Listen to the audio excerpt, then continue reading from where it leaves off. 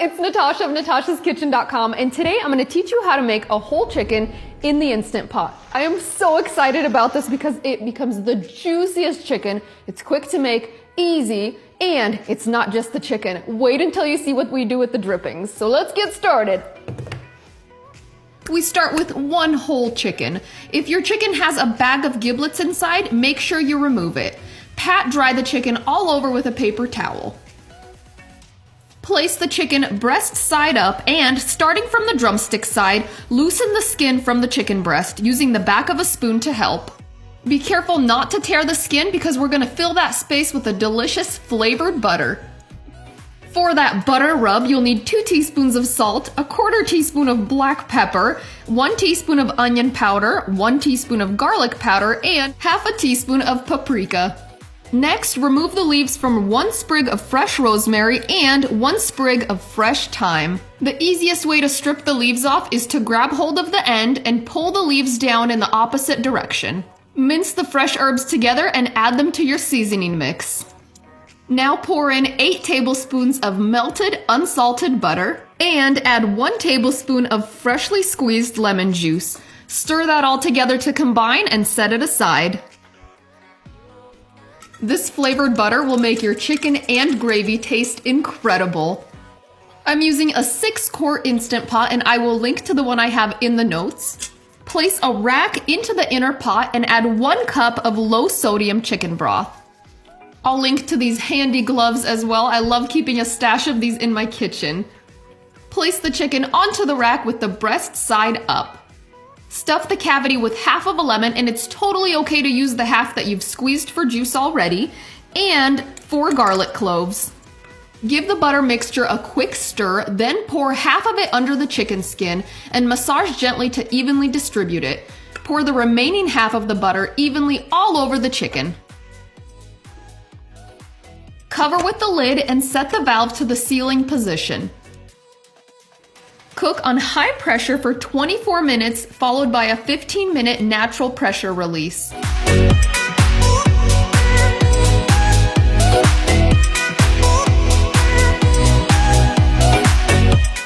After the 15-minute natural pressure release, turn the valve to the venting position to release any remaining pressure. Carefully remove the chicken using the trivet and allow any excess juices to drip back into the pot.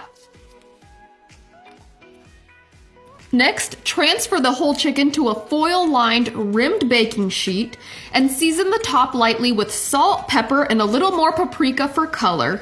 The little bit of extra seasonings go a long way, and they help to develop that crisp, salty skin.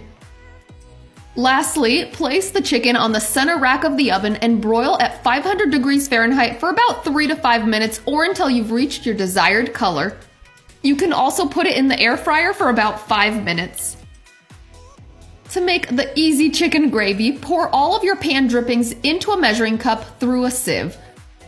For a really smooth gravy, you want to get rid of any solid pieces that are left in the sieve. Then use a ladle or a large spoon to remove any excess oil that floats to the top. We're going to use the same Instant Pot, and there's no need to wash it. Set that to saute on medium heat and add 3 tablespoons of unsalted butter.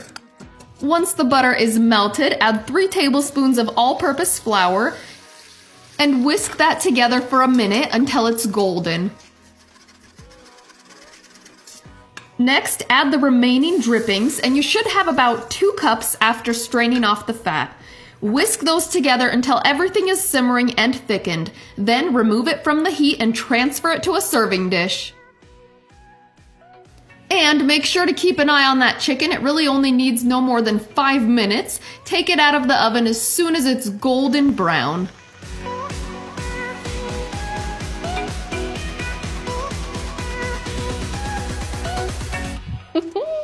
All right, all that's left is to put this on a platter and serve it up. Oh, and I cannot wait.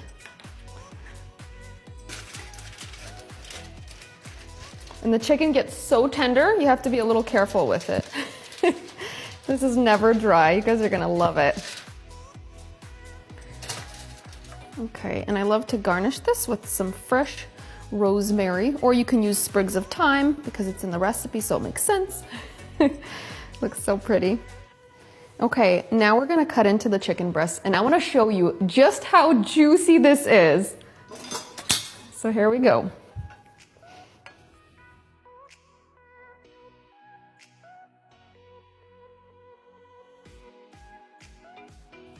Oh, yum. And it is so juicy. I told you it was juicy. Take a look inside. Yeah.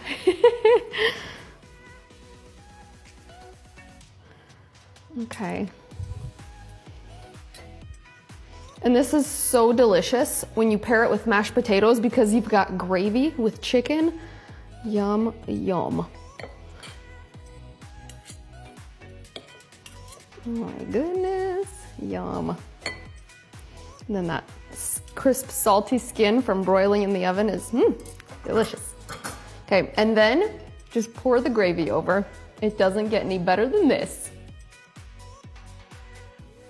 Oh, juicy chicken and hot gravy. Oh, I cannot wait. And my kids love this because they love anything with gravy. And it helps that it's super soft. Okay, here we go. Going in for the taste test.